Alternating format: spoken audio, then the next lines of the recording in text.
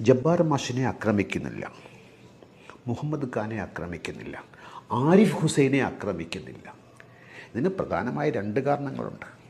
ഒന്ന്, കാലം മാറി. ജോസഫ് മാഷിനെ കൈവെട്ടിയതിന് ശേഷം കരമന നദിയിൽ ഒരുപാട് വെള്ളമൊഴുകി. ചാലയിൽ വർഗീയ കലാപമുണ്ട്. ആ വർഗീയ കലാപത്തിൽ ചാലയിൽ താമസിക്കുന്ന ആളാണ് ഞാൻ. ഞാൻ ഇന്നലെ ആലോചിച്ചു, എൻ്റെ നാട്ടിൽ ഇപ്പോൾ വർഗീയ കലാപമില്ലല്ലോ. ഈ ഒഴുക്കങ്ങ് അന്ന് കെട്ടി നിന്ന വെള്ളം അങ്ങ് ഒഴുകി പോയി. രണ്ടാമത്തെ കാര്യം,